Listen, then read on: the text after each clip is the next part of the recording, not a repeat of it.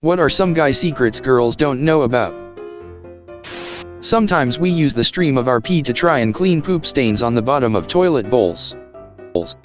If you have a son, don't rush into his room and demand that he get up immediately to do chores or some shit. He definitely has morning wood and would appreciate not needing to hide a boner from his mom. Give him like 5 minutes. I had a girl tell me that my haircut looked nice. I've kept that same haircut for 4 years since then. If you want something to happen between us, you gotta meet us halfway. If we're not making a move, we are probably doing our best to not fuck it up. Just because we're in the shower for an abnormally long time doesn't mean we're whacking it off. Guys like to have long hot showers too, yeah, no. We don't get the hint. Saying, "I almost broke my neck in the driveway," is not the same as asking us to shovel it. In my mind I'm thinking, thanks for the heads up, I'll be careful. It's not that we can't take hints, we are just afraid of looking too far into something. If someone is flirting with me, I have the dilemma of, is she actually into me or is this just how her personality is? I'm not staring at you. I'm zoned out thinking about how I'd start a brewery in medieval England whilst my eyes just happen to be facing your direction. Boners don't automatically mean we are up for it. Sometimes they just happen. That will never be said enough. If our balls are itchy, we don't actually scratch them. Instead we rely on clever little pinches to the nutsack. I like hugs. As a favor, I worked on a girl's car one time and got pretty dirty. Afterwards, she asked me if I wanted to come inside and take a shower. I told her no because I hadn't brought any clean clothes to put on after the shower. She just kinda giggled. Yeah, us guys aren't exactly too bright when it comes to reading between the lines. The occasional longer stride to attempt to inconspicuously adjust our balls. Shrinkage. We can't move our wang without closing our butthole. It's actually not always so easy to get hard. Sometimes he's tired, or he's nervous or worried, or he's on meds that make it difficult. Antidepressants are notorious for this, or any number of things. The stereotype is that men are always ready to get up and go, but this is far from true. So don't expect it, and don't be offended when his willy doesn't want to play, even if he does. If it is hot outside, and you see a guy do some wacky dance, they are just unsticking their balls. The desire to touch the top of the door frame is a primal one. I can't understand it, I just do it. Guys also like to be walked up to and asked out. Only weirdos choose to piss in the urinal next to you when there are plenty of open urinals along the wall. Also, if we have to use the toilet to piss, we tend to piss on the side of the bowl to make less noise. We desperately want you to toss us things instead of just handing them to us. Adjusting your wanger upwards towards your belly button when having a boner in public in order to hide it. Having a boner doesn't always mean you're turned on. The witch's kiss, when your dick touches the toilet bowl while you're taking a dump. When you ask what are we thinking about and we say nothing, we really mean it.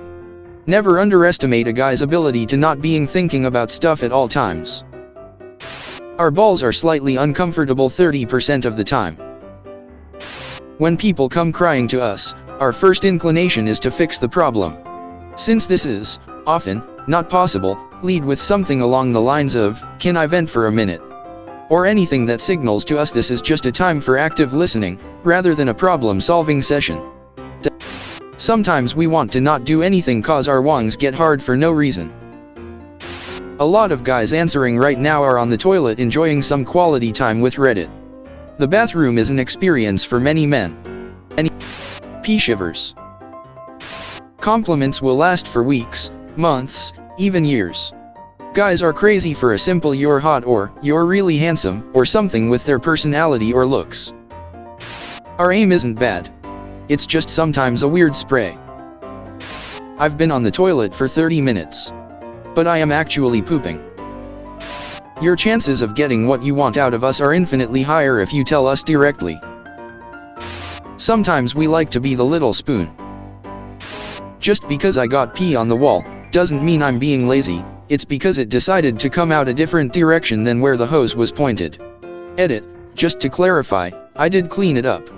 But at 6 in the morning sometimes you miss a spot. We provide a valuable toilet cleaning service which is underappreciated by peeing off any stains that might happen to be clinging onto the inside of the bowl. No matter how you shake and dance, the last 2 drops go in your pants. If we have a goofy hobby and you take interest in it, even the slightest, we love it. I'm a big gamer and my wife, who also games but not the same ones I play, will often watch what I'm doing, ask about the game, and generally take an interest. Her saying, "Oh, are you looking forward to Anthem?" is really cool and I appreciate her interest. It's be so easy for her to pay no attention, and her doing so makes a big difference. We really do think your hair is good. It looked good before and after you got a haircut. It looked good curly and it looked good straight. It looked good when you woke up and when you made it. As long as it's shaped like the hair we gave girls on stick figures when we were 5 years old, we think it looks good. When we want to be alone, it's not that we don't want to be around you, it's that we don't want to be around anyone for a bit. How often we fantasize about saving the day from crazed person attack or something. Men have just as many issues with mental health, depression, anxiety, body issues. Please recognize this. I hate living in a world where it's not socially acceptable for men to talk about these things. A lot of guys would talk about their experiences and issues but don't feel like they can. I feel like we just sort of ignore the issue and guys that have mental health issues are sort of looked down upon because men are all supposed to be outgoing and confident. Maybe you have a guy friend who doesn't get out a lot, maybe he's acting strange or isn't totally there, this might be why. Bunch of snitches in this thread. Sometimes, our urine spontaneously splits into 2 streams while we're peeing. Usually it's kinda freaky, sometimes it's cool as heck. Probably depends on the day. Guys like to be complimented too. Nothing makes my day more than having someone compliment me about something random like my shoes. Dudes can be crazy starved for touch. Or maybe just Americans, but generally if you wanna be there for your guy, scratch his head or like his back. Hold his hand, put your hand on his leg, do that thing where you guys lock arms/elbows when you walk. When I'm frustrated or in my own world stressing about money or what I have to do later that day, it really brings me back and grounds me to enjoy the moment with my girl. Take care of yo mans. Sometimes when we are walking our balls hit our legs.